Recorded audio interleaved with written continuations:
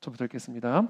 또 여호와의 말씀이 내게 임하여 이르시되 너 인자야, 주 여호와께서 이스라엘 땅에 관하여 이같이 말씀하셨느니라.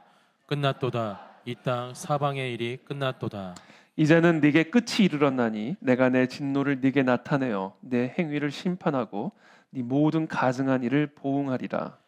내가 너를 불쌍히 여기지 아니하며 긍휼히 여기지도 아니하고 내 행위대로 너를 벌하여 내 가증한 일이 너희 중에 나타나게 하리니 내가 여호와인 줄을 너희가 알리라. 주 여호와께서 이같이 이르시되 재앙이로다 비상한 재앙이로다 볼지어다 그것이 왔도다. 끝이 왔도다. 끝이 왔도다. 끝이 너에게 왔도다. 볼지어다. 그것이 왔도다. 이 땅 주민아 정한 재앙이 네게 임하도다. 때가 이르렀고 날이 가까웠으니 요란한 날이요 산에서 즐거이 부르는 날이 아니로다. 이제 내가 속히 분을 내게 쏟고 내 진노를 내게 이루어서 내 행위대로 너를 심판하여 내 모든 가증한 일을 내게 보응하되 내가 너를 불쌍히 여기지 아니하며 긍휼히 여기지도 아니하고 내 행위대로 너를 벌하여 너의 가증한 일이 너희 중에 나타나게 하리니 나 여호와가 때리는 이임을 네가 알리라. 볼지어다 그날이로다. 볼지어다 임박하도다. 정한 재앙이 이르렀으니 몽둥이가 꽃이 피며 교만이 싹이 났도다. 포악이 일어나서 죄악의 몽둥이가 되었은즉 그들도 그 무리도 그 재물도 하나도 남지 아니하며 그 중에 아름다운 것도 없어지리로다. 때가 이르렀고 날이 가까웠으니 사는 자도 기뻐하지 말고 파는 자도 근심하지 말 것은 진노가 그 모든 무리에게 임함이로다. 파는 자가 살아있다 할지라도 다시 돌아가서 그 판 것을 얻지 못하리니 이는 묵시가 그 모든 무리에게 돌아오지 아니하고 저 혼자 읽어버렸네요. 죄송합니다. 사람이 그 죄악으로 말미암아 자기의 목숨을 유지할 수 없으리라 하였음이로다. 아멘. 오늘 본문에서 계속해서 반복이 되는 단어는 이제 끝났도다 합니다. 우리가 큐티 묵상을 할 때 이 본문에서 이 성경의 저자가 성령의 영감을 받아서 계속 강조하고 있는 반복하고 있는 그런 단어들, 그런 문장들을 우리가 유심히 묵상할 필요가 있습니다. 1절부터 보면 여호와의 말씀이 내게 임하여 이르시되 하나님의 말씀이 지금 에스겔에게 임하였습니다. 너 인자야 주 여호와께서 이스라엘 땅에 관해 이같이 말씀하셨느니라. 끝났다. 다 끝났다. 이렇게 얘기하십니다. 이 땅 사방의 일이 다 끝났도다. 이제는 네게 끝이 이르렀나니 내가 내 진노를 네게 나타내어 네 행위를 심판하고 네 모든 가증한 일을 보응하리라. 자, 반복적으로 나오는 단어 끝났도다. 두 번째, 네 행위를 심판한다. 네 행위를, 네 모든 가증한 일을 보응하리라. 이 말씀이 계속해서 반복적으로 나오게 됩니다. 4절에도 보면 내가 너를 불쌍히 여기지 아니하며 긍휼히 여기지도 아니하고 네 행위대로 너를 벌하여, 그렇죠? 행위대로 심판하여 네 가증한 일이 너희 중에 나타나게 하리니. 자, 이 모든 일을 통해서 하나님이 이루고자 하시는 뜻은 무엇입니까? 내가 여호와인 줄을 너희가 알리라. 그들의 모든 행위대로 벌함으로써 그들의 모든 가증한 일들을 끝내게 하심으로써 하나님이 하나님이심을 이 이스라엘 백성들에게 알게 하리라. 이것이 오늘 본문 전체의 핵심적인 내용입니다. 우리는 이 본문을 통해서 우리 하나님은 어떤 분이신가를 묵상하게 됩니다. 여러분들이 큐티를 할 때 하나님의 성품을 집중적으로 묵상하십시오.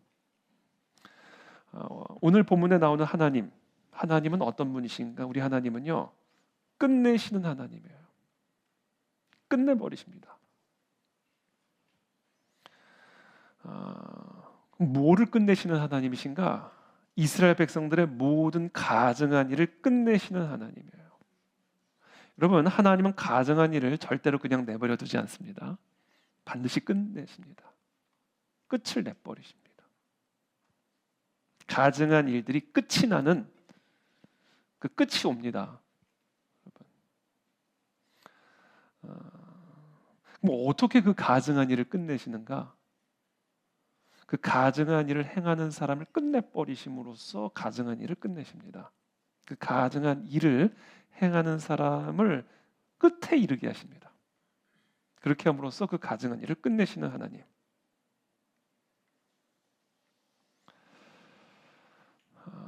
그러니까 나를 끝에 이르게 하심으로써 나의 가증한 일을 끝내십니다. 소망의 끝에 이르게 하심으로써 나의 가증한 일을 끝내십니다. 기쁨의 끝에 이르게 하심으로써 나의 가증한 일을 끝내십니다. 나의 능력의 끝, 모든 것의 끝에 이르게 하심으로써 내 삶에 끝나지 않고 있었던 가증한 일을 끝내십니다. 그러니까 이 본문 말씀은 이제 다른 면으로 보면 내가 끝나기 전에 빨리 끝내라 이거예요. 반드시 끝이 오니까. 하나님은 절대로 가증한 일을 그냥 내버려 두지 않으시고요. 그 가증한 일을 행하는 사람을 그냥 가증한 일을 행하도록 내버려 두지 않으시는 분이십니다. 그분이 오늘 본문에 나타나는 하나님이세요. 그러니까 지금 이 경고의 말씀은 오늘 우리들에게 무엇을 말씀하고 계시는가? 너희들이 끝나기 전에 빨리 끝내라 이거예요. 진짜 끝나버린다. 진짜 끝장이 나버린다. 그 정말 끝에 우리들이 이르기 전에 빨리 가증한 일을 끝내라 이겁니다.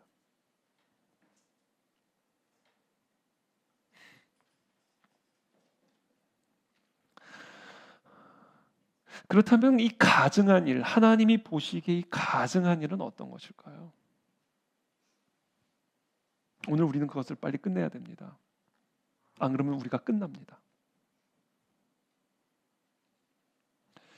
이 성경에 보면 이 가증한 일들이 몇 가지가 나오는데 간략하게 7가지를 우리가 좀 나누고자 합니다. 첫 번째, 성경에 전형적으로 나타나는 가증한 일, 하나님이 보시기에 가증한 일, 이 일을 행하고 있으면요 반드시 그 사람은 끝납니다. 절대로 내버려두지 않으세요. 끝장내버리십니다. 첫 번째입니다. 여호와 보시기에 가증한 첫 번째 우상 숭배입니다.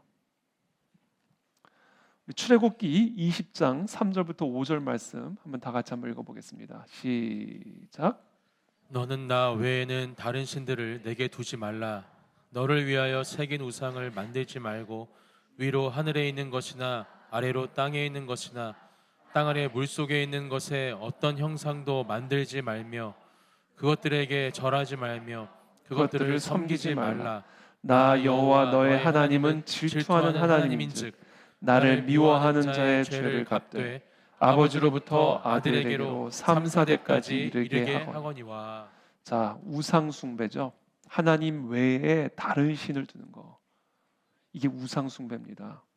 어떤 우상의 모양이 있냐 없냐는 그건 중요한 게 아니에요.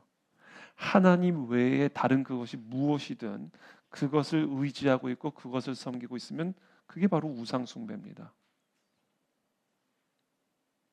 하나님 그 우상 숭배를 얼마나 가증스럽게 여기시는지 그 우상 숭배자의 3, 4대까지 하나님의 저주가 이어질 거라 말씀하십니다.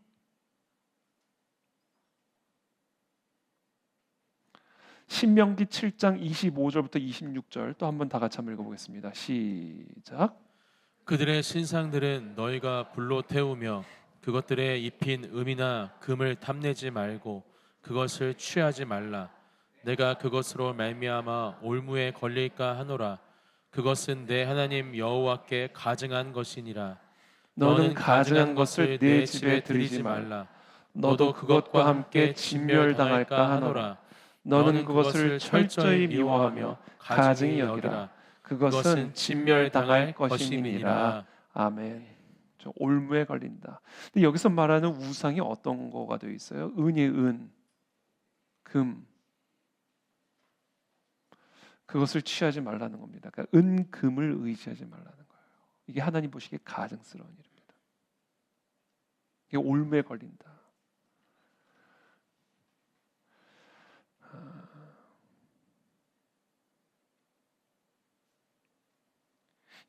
불의한 재물로 친구를 사겨라. 예수님 그렇게 말씀하셨죠. 제가 얼마 전에도 새벽기도회 때 나눴습니다만, 이 불의한 재물로 친구를 사귀라는 예수님의 말씀은 이 재물의 속성이 불의하다라는 이야기예요.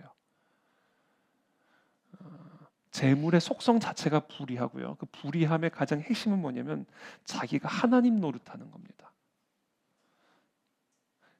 돈은요, 자기를 하나님으로 여겨요. 왜냐하면 돈이 있으면 뭐든지 할 수가 있거든요, 세상에서. 그래서 예수님께서는 돈과 나를, 물질과 나를 겸하여 섬길 수 없다라고 말씀하셨습니다. 우리 주님이 이 우상 숭배에 대해서 말씀하시면서 유일하게 자신의 경쟁 신의 위치에서 설명하신 게 돈이에요. 은금입니다. 그것을 탐내지 말고 하나님 외에 은금으로 만족하는 것, 이게 우상 숭배입니다. 그래서 불의한 재물로 친구를 사귀라는 말씀은요,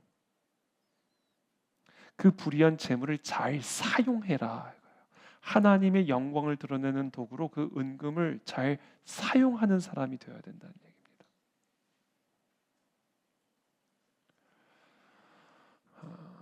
은금을 우리는 모으는 게 아니라 그것을 하나님의 영광을 위해서 잘 사용할 수 있는 사람이 되어야 된다. 그렇죠?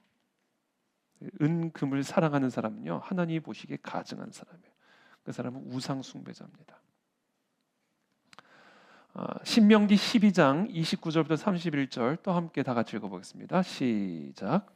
내 하나님 여호와께서 내가 들어가서 쫓아낼 그 민족들을 내 앞에서 멸절하시고 내가 그 땅을 차지하여 거기에 거주하게 하실 때에 너는 스스로 삼가며 그들을 멸한 후에 그들의 뒤를 따라 올무에 걸리지 말며 또 그들의 신들을 묻는 일에 이르기를 이 민족들은 그들의 신들을 어떻게 섬겼는고 나도 그와 같이 하겠다 하지 말라. 내 하나님 여호와께는 내가 그같이 행하지 말 것이니 그들은 여호와께서 미워하시는 가증한 일을 그들의 신들에게 행하였으며 심지어 자기들의 자녀를 불살아 그들의 신들에게 드렸느니라. 지금 이 신명기에서는 이 인신제사를 하지 말아라, 이제 우상숭배라고 말씀하시는 건데, 이 인신제사, 그러니까 자기 자녀들을 제물로 불살라 버리는 겁니다. 근데 이게 뭐냐면 이들이 들어가서 차지할 그 땅의 풍습이었어요. 가나안 땅의 풍습이었습니다, 이 인신제사가. 그러니까 지금 너희가 그 정말 땅을 차지하게 될 그 땅에 들어갔을 때 그들을 멸한 다음에 그들의 뒤를 따라서 올무에 걸리지 말아라. 그들이 행했던 일들, 즉 자기들의 자녀를 불살라 자기의 신들에게 드리는 이런 인신 제사와 같은 이 땅의 풍습을 따라가지 말라. 이게 뭐냐면 세속화를 철저하게 경계하고 계시는 말씀입니다. 절대로 이 세상을 따라하지 말아라. 절대로 이 세상의 가치관, 이 세상의 풍습, 이 세상의 습관을 쫓아가지 말아라. 세속화. 이게 바로 우상 숭배입니다. 세상을 닮아가면 안 된다라는 거예요. 우리 그리스도인들이 세상 사람을 닮아가면 안 된다는 겁니다. 세상 사람들이 생각하는 것처럼 생각하면 안 된다는 거예요. 세상 사람들이 생각하는 것 같은 가치관을 가지면 안 된다는 겁니다. 우리 모든 그리스도인들은 세상 사람들과 달라야 된다. 그렇지 않고 이 세상을 자꾸 닮아가고 세상처럼 변해져 갈 때, 그때 하나님은 우리를 보실 때 가증스럽게 여기신다라는 겁니다. 혹시 우리 안에 이 세상을 닮아가는 모습은 있지 않은지 잘 점검하셔야 돼요. 우리는 정말 그거 깨어서 우리가 항상 점검해야 될 부분입니다. 로마 제국의 그 초대교 회사를 보면 이 그리스도인들이 초반에 정말 12명의 예수님의 그 12명, 이제 마띠아, 가룟 유다 대신 마띠아 들어가서 12제자들이 이 초대교회를 이제 시작하고 이제 복음을 전파하기 시작할 때 정말 미약한 그룹이었거든요. 이 로마 제국이라고 하는 이 제국 안에서 이 그리스도인들, 이 초대교회는요 정말 미약하기 짝이 없는 그룹이었어요. 근데 이들이 로마 제국 전역으로 흩어져서 복음을 전하기 시작하면서 교회가 확장이 되기 시작하면서 결국에는 로마 제국이 이제 뒤집히게 되거든요. 313년에 밀라노 칙령을 통해서 기독교가 합법적인 종교가 되고 380년에 데살로니가 칙령을 통해서 기독교가 국교가 됩니다. 로마 제국의 국교가 돼요. 그러면서 로마 제국의 뿌리에 기독교가 들어간 겁니다. 그러니까 기독교의 뿌리에 로마 제국이 세워지기 시작한 거예요. 그 로마 제국의 문명이 서구 문명이 되면서 결국은 서구 문명 자체가 기독교적인 문명에 뿌리를 둔 그런 문명으로 태어나게 되는 거죠. 이 놀라운 일이거든요. 어떻게 이런 일이 가능했을까? 초대교회 사람들이요, 시위를 통해서 로마 제국을 뒤집은 게 아닙니다. 철저한 구별됨이에요. 처음에 그리스도인들이 로마 제국에 들어갔을 땐 이게 로마 제국의 모든 흐름과 문명과 부딪히지 않는 게 없었다고요. 로마 제국의 사람들은 너무 음란했어요. 좀 이따 나오겠지만. 근데 그리스도인들은 철저하게 성결함을 지켰어요. 그러니까 여러분, 이 문란한 사람들 앞에 성결한 사람이 가면요, 성결한 사람 꼴 보기 싫어지는 거거든요. 왜냐면 자기의 문란함이 드러나니까, 이 성결한 사람들 앞에서. 그래서 막 박해를 했다고요. 로마 제국의 풍습을 다 거절하니까 로마 제국의 사람들이 그리스도인들을 되게 미워했다. 그래서 조롱받고 박해받은 거예요. 결정적으로 황제 숭배를 끝까지 거부했다고요. 이 로마 제국의 종교 정책은 관용 정책입니다. 워낙 많은 나라들을 정복을 했기 때문에 그 정복한 나라들이 평화롭게 로마 제국의 통치하에 있으려면 그들의 문화와 관습과 종교들을 최대한 존중해 줬어야 되거든요. 그래야 연합이 되니까. 그래가지고 웬만한 종교들은 다 용인해 줬다고요. 단 하나 조건이 있었어요. 황제를 숭배하라. 우리는 로마 제국은 우리가 믿는 신에 다른 나라들의 신을 더 추가하는 거 아무 문제 없다. 그래서 만신전이 만들어진 거예요. 판테온. 로마에 가면 판테온 있죠. 만신전. 온 나라 세상의 모든 신들은 다 갖다 놓는 거예요. 아무 문제 없다고요. 황제만 숭배하라는 거예요. 근데 그리스도인들은 그거를 할 수가 없는 겁니다. 그래가지고 로마 제국 사람들은요, 그리스도인들을 무신론자라고 불렀어요. 신을 안 믿는 사람, 이게 그리스도인들을 핍박했던 가장 핵심적인 이유 중에 하나예요. 맨날 새벽같이 모이고 밤늦게 모이고 살과 피를 막 먹고 마시고 이런다니까 인신 제사를 드린다. 그러면서 막 핍박을 했습니다.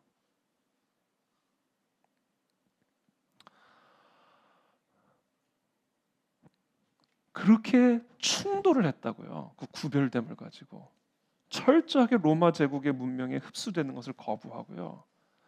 아주 그냥 목숨을 내놓으면서까지도 로마 제국의 문화와 문명과 충돌했다. 그 충돌을 했더니 로마 제국이 깨진 거예요. 그리고 결국 로마 제국이 이 기독교의 뿌리를 내리게 돼버린 겁니다. 여러분, 하나님의 진리, 하나님의 말씀으로 세상과 충돌하게 되기를 축복합니다. 세상을 닮아가지 마십시오. 그건 하나님 보시기에 역겨운 일이고 가증스러운 일이고 그 인생은 끝납니다. 처음엔 잘 나가는 것처럼 보이더라도 반드시 끝이 납니다. 우상 숭배예요. 두 번째, 성적인 죄악들이죠. 이건 뭐 너무나 자명한 겁니다. 우리 레위기 18장 22절 말씀 다 함께 읽어보겠습니다. 시작. 너는 여자와 동침함 같이 남자와 동침하지 말라.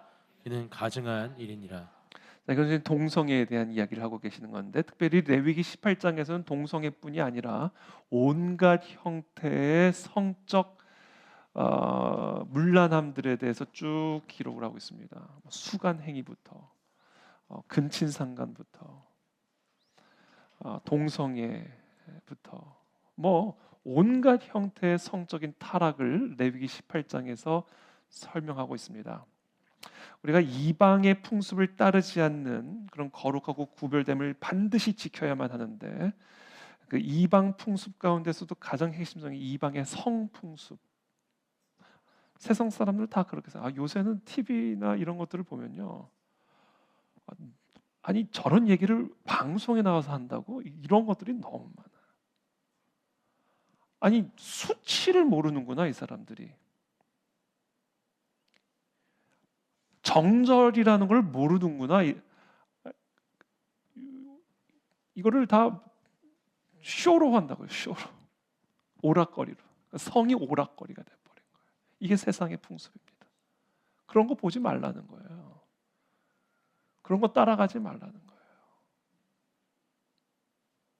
요새는 그냥 뭐 동거는 그냥 일반적인 거예요. 혼전 성관계는 그건 평범한 거예요. 요새는 저희도 이제 가족끼리 휴가를 가보면요, 호텔 같은 데 가면 분명히 부부가 아니에요. 대학생이 분명히 대학생. 근데 와서 그냥 같이 휴가 갖고 가요.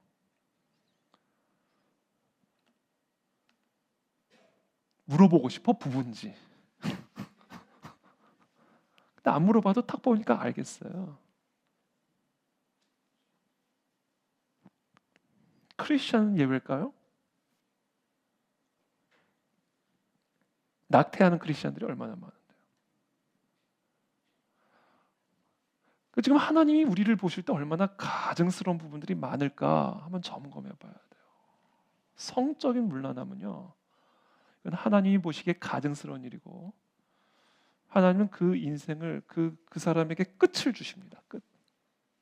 왜냐하면 하나님은 가증한 일을 내버려 두지 않습니다.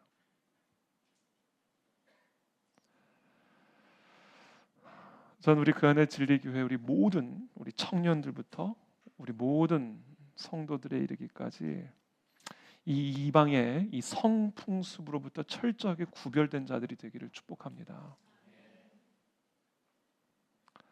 세 번째, 하나님 보시기에 가증스러운 일이 있는데, 그거는 이제 경제적인 상거래에서 불이하고 부정직한 거래입니다. 이 하나님 보시기에 가증스러운 거예요. 우리 신명기 25장 13절부터 16절 함께 읽어보겠습니다. 시작. 너는 내 주머니에 두 종류의 저울추 곧 큰 것과 작은 것을 넣지 말 것이며 내 집에 두 종류의 돼 곧 큰 것과 작은 것을 두지 말 것이요 오직 온전하고 공정한 저울추를 두며 온전하고 공정한 되를 둘 것이라. 그리하면 내 하나님 여호와께서 내게 주시는 땅에서 내 날이 길리라.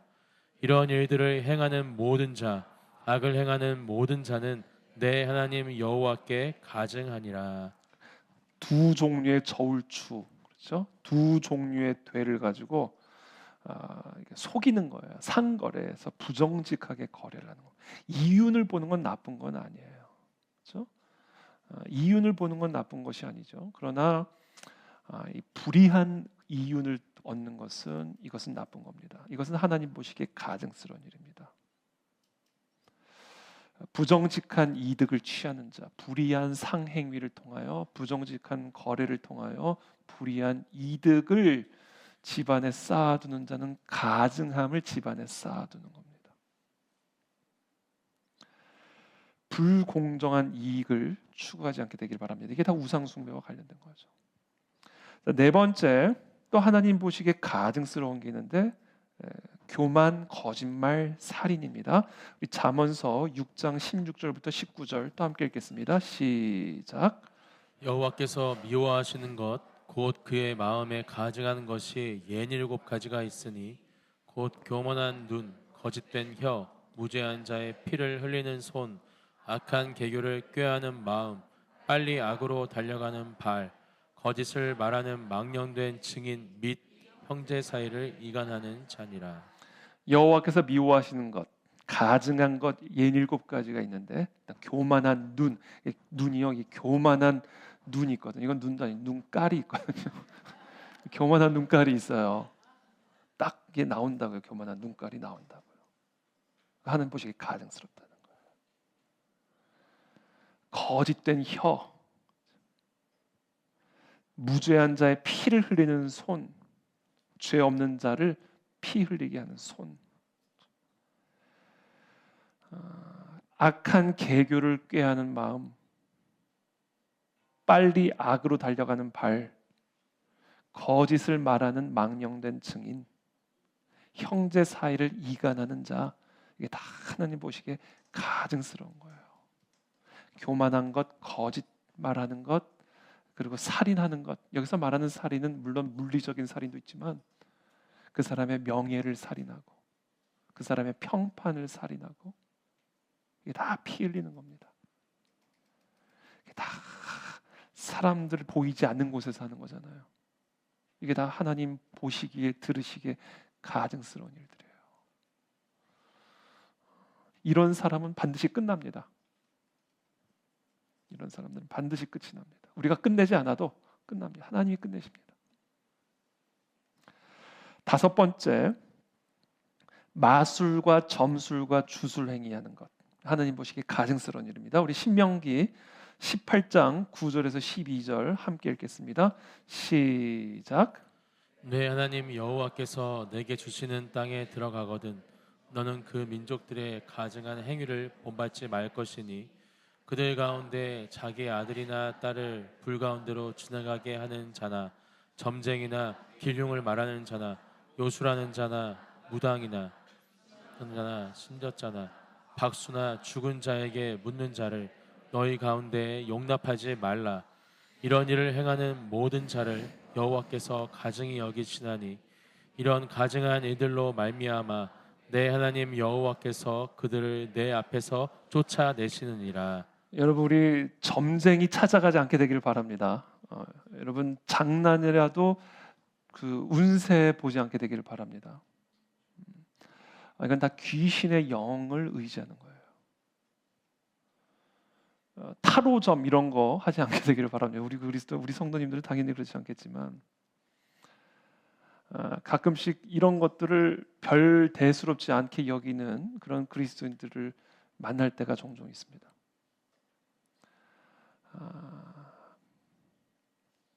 용납하지 말아라. 이 다른 성경에 보면, 다른 부분에 보면 죽여라 이렇게 돼 있어요. 무당들은 다 죽여라 이렇게.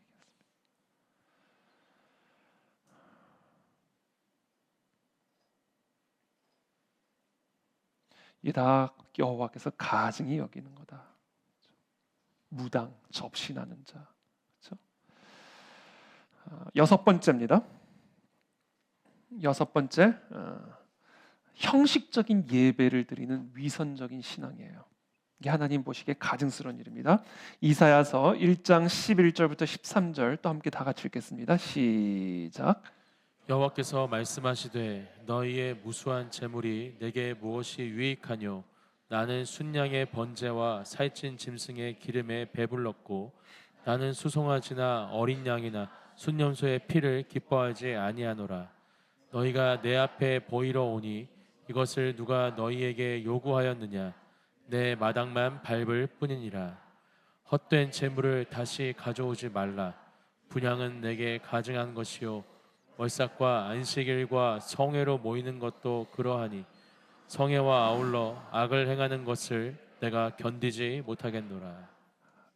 절대로 나는 순염소의 피를 기뻐하지 않는다는 거예요. 무수한 재물이 도대체 나에게 무엇이 유익하겠냐는 겁니다. 나는 살찐 짐승의 기름에 이미 배가 불렀기 때문에 헛된 재물을 가지고 오지 말라는 거예요. 다 나에게는 가증한 일이다 이거예요.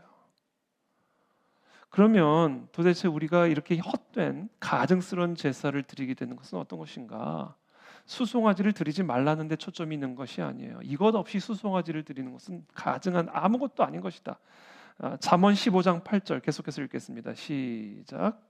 악인의 제사는 여호와께서 미워하셔도 정직한 자의 기도는 그가 기뻐하시느니라. 그러니까 악을 행하면서 이 헛된 재물을 가져오는 것은 이거는 정말 가증한 일이다라는 거예요. 우리의 일상의 삶에서 악을 행하면서 지금까지 쭉 말씀드린 이런저런 류의 하나님 보시기에 가증한 일들을 행하면서 재물만 가지고 오면 되는 것처럼, 뭐 예배만 참석하면 되는 것처럼 그런 위선적인 신앙을 하나님은 가증스럽게 여기신다라는 겁니다. 그러니까 우리가 항상 강조하는 것처럼 진정한 예배가 되려면요, 우리의 삶이 예배가 되어야 된다라는 거예요. 우리의 일상의 삶에서 철저하게 하나님의 말씀을 따라가고 세상과 구별되고 세상의 풍습이 나를 오염시키지 못하도록 나를 철저하게 하나님의 말씀으로 지키는 그런 일상에서의 삶의 예배가 드려질 때 그때 우리의 재물이 하나님이 보시기에 향기로운 재물이 되는 것이지, 우리의 삶이 없는 그런 예배는 하나님 보시기에 가증스러운 예배라는 거예요.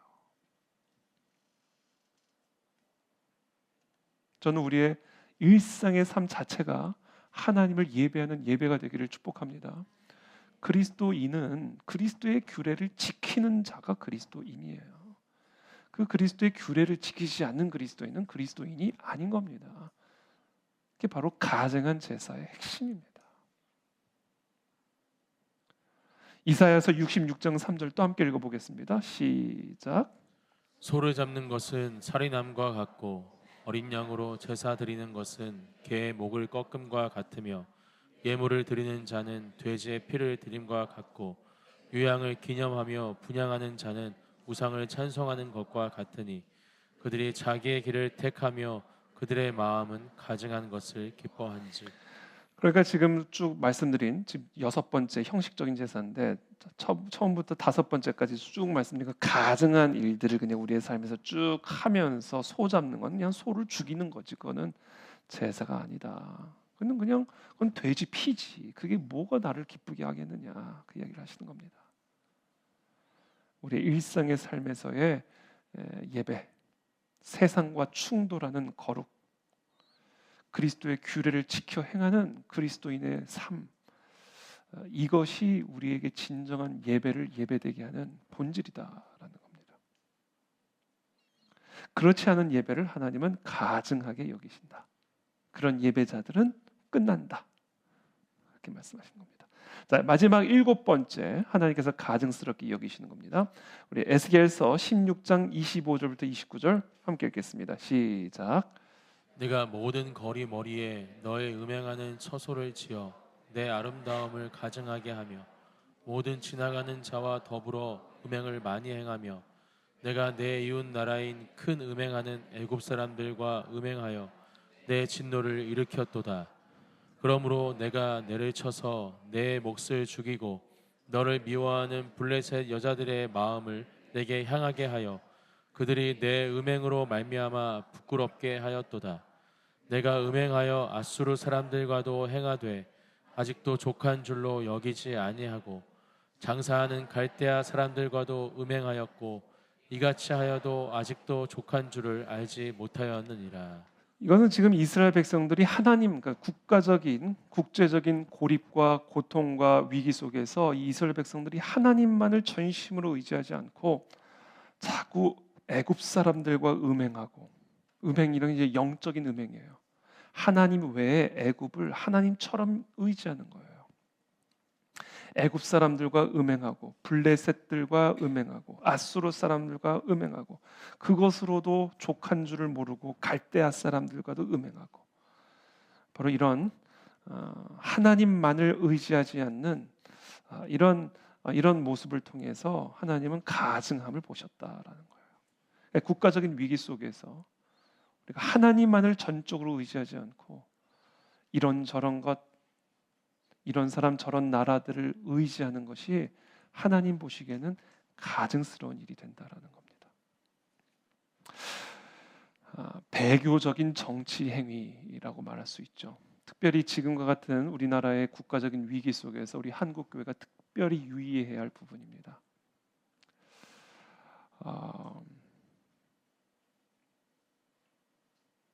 지금 이 7가지 하나님 보시기에 가증스러운 일들, 성경에 기록된 7가지 카테고리를 여러분들에게 말씀을 드렸는데 이 7가지가 결국은 하나의 뿌리를 가지고 있는 거예요. 제가 지난 주일에 드린 말씀과 동일합니다. 하나님이 아닌 다른 그 무엇인가를 나의 힘으로 삼는 마음, 나의 만족으로, 나의 기쁨으로 삼는 마음, 결국 이것이 하나님이 보시기에 가증스러운 일이에요.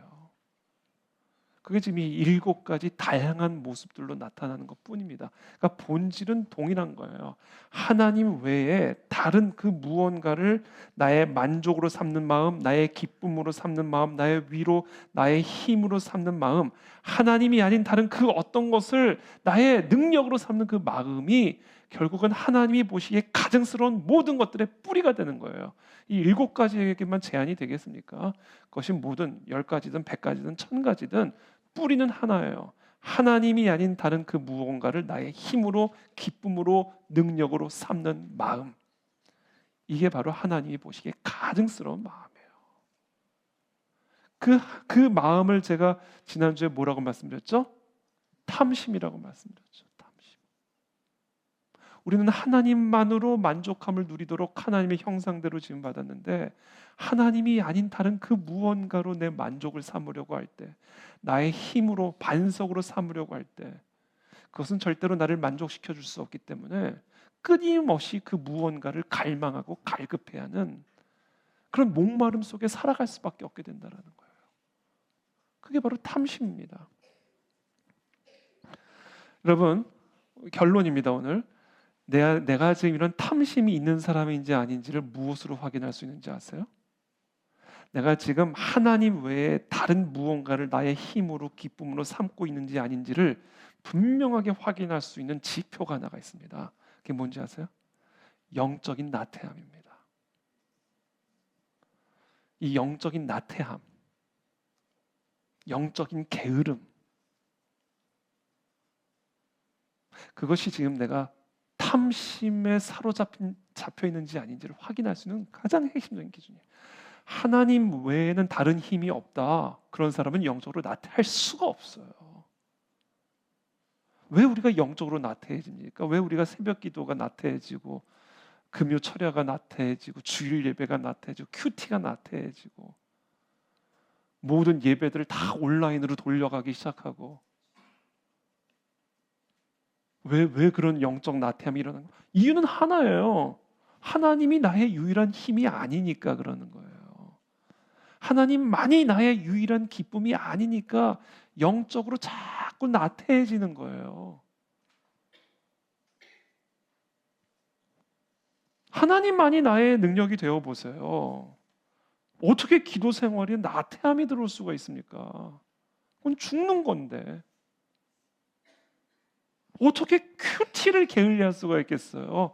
하나님만이 나의 유일한 힘이면 내 길에 비치고 내 목자가 되시고 내 인도자가 되신다면 어떻게 오늘 하루를 하나님의 말씀을 묵상하지 않고 시작할 수가 있겠냐고. 이게 다 이 모든 영적인 나태함들은 하나예요. 지금 내가 하나님 외에 다른 그 무언가를 지금 내가 힘으로 삼고 있다는 가장 명백한 증거입니다.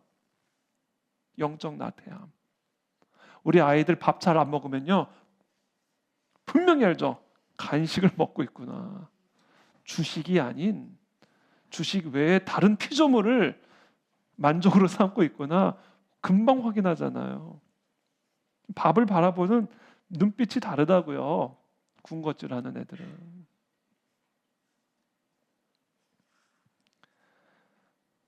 오늘 이 본문을 통해서 에스겔서 7장 1절 13절을 통해서 우리에게 주시는 하나님의 메시지가 영적 나태함을 끝내라. 안 그러면 네가 끝난다 이겁니다. 왜냐하면 영적 나태함은 단순한 게으름이 아니라 우상 숭배이기 때문에, 우상 숭배의 표지이기 때문에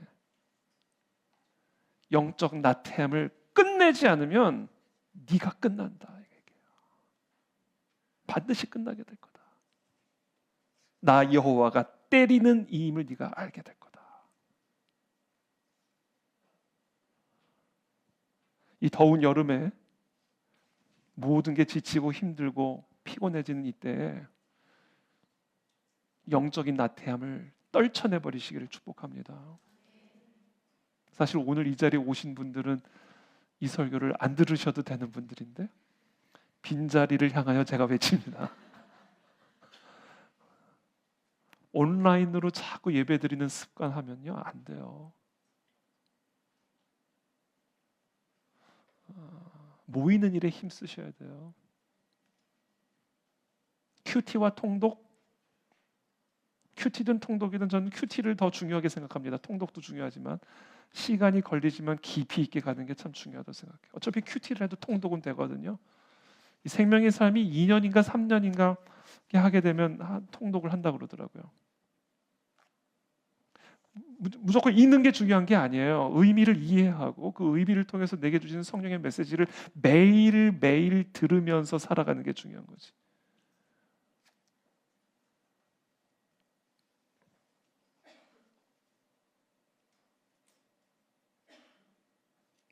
영적 나태함이 끝나게 되기를 축복합니다. 제가 오늘 그 큐티를 하다가 오늘 본문 우리 토요일자 본문을 가지고 큐티를 하다가 생명의 삶의 이제 143페이지 보시면 큐티 배움방이 있어요. 여러분들이 큐티를 하실 때 이 큐티 배움방, 이 토요일 큐티에 항상 나옵니다. 그래서 이 큐티의 좋은 모델들을 이렇게 수록을 하고 있는데 제가 이 본문을 읽다가 오늘 성령께서 이 메시지를 주시는구나 깨우침이 있었어요. 한 분의 큐티입니다. 골수 이식 후 2년이 지나는 동안 하나님 은혜로 기적 같은 회복을 경험하고 일상생활로 돌아왔습니다. 그 사이 인터넷 예배에 익숙해졌고 교회 공동체 모임에 참여하는 것이 왠지 불편하고 어색해졌습니다. 그래서 성도들과 한 자리에 모여 한 목소리로 하나님을 찬양하며 예배하는 데 나아가려 하지 않고 계속 비대면으로 예배하려 했습니다. 순모임도 제 건강이 더 회복되면 참석하겠다고 미루었습니다. 오늘 말씀을 통해 매 맞기 전에 제가 돌이키기를 바라시는 하나님의 마음을 깨닫습니다. 하나님을 깊이 만나는 예배를 사모하기보다 제가 편한 시간에 편한 장소에서 예배하는 것에 만족하며 안주하려 했음을 회개합니다. 하나님이 원하시는 것보다 제가 원하는 것에 더 집중했음을 회개하오니 용서해 주소서. 그러면서 이렇게 기도를 마칩니다. 다른 일로 분주하게 움직이면서 저 자신의 편리함을 앞세워 하나님께 형식적으로 예배드리는 가식적이고 가증한 종교 행위에서 벗어나기를 원합니다. 하나님 임재가 가득한 예배 가운데서 하나님을 깊이 만나고 하나님을 전심으로 높이기를 소망합니다. 말씀을 보내셔서 저를 고치시는 하나님의 은혜에 기대어 어려움을 넘어서고 순종에 이르게 하소서. 아멘. 여러분, 이 영적인 나태함은 이런저런 계기, 이분 같은 경우에는 어떤 수술, 육체적인 그런 질병의 시간들을 통해서 예배의 흐름이 끊어져 버린 거예요. 그것이 어떤 우리의 일상의 바쁨 때문일 수도 있고, 그것이 어떤 사유가 되었든지 간에 여러분들이 여러분들의 상황을 제일 잘 아시니까 점검하시기를 바랍니다. 예전에 영적인 긴장감을 회복하시기를 축복합니다. 예전에 영적인 그 살아있음을 다시 회복하시기를 축복합니다. 우리의 몸과 마음과 영혼을 자꾸 누르는 그 무엇이가 있다 할지라도 그것을 떨쳐내고 우리의 예배를, 찬양을, 기도를 더 힘있게 하나님께 올려드리게 되기를 축복합니다. 저도 이제 새벽에 이제 나오면 새벽 찬양을 제가 제일 열심히 부르려고 그래요. 왜냐하면 새벽 찬양이 제일 힘들거든요. 목소리도 안 나오고, 그렇죠? 그리고 노래 많은 분들이 같이 부르는 게 아니니까 어쩔 때는 저하고 목사님하고만 부를 때가 있는 것 같아요. 근데 그렇게 그냥 찬양에 있을 때하고요, 힘을 내서 몸도 피곤하고 목소리도 안 나오는데 힘을 내서 찬양을 하면요, 그만큼 하나님의 은혜가 임해요. 우리가 힘을 내는 만큼 하나님의 은혜가 부어집니다.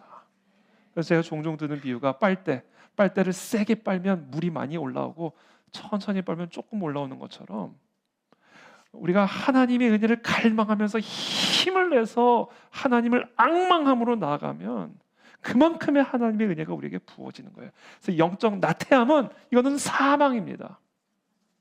죽는 길이에요. 끝나는 길입니다. 그래서 저는 우리 사랑하는 우리 모든 칸의 진리교회 성도님들이 물론 우리의 영적인 이런 흐름에 있어서는 조금 좋을 때도 있고 조금 나쁠 때도 있고 이런 흐름들이 있지만, 그러나 정확하게 우리가 그런 좀 침체될 때 다시 힘을 내서 사탄 마귀의 속임수에 넘어가지 않고 다시 힘을 내서 하나님께 더 힘있게 기도하고 예배하고 순종하고 힘을 내서 하나님을 예배하는 그런 영적인 깨어있는 그런 우리 모든 성도들이 되기를 축복합니다. 영적인 나태함을 끝낼지어다. 기도하겠습니다.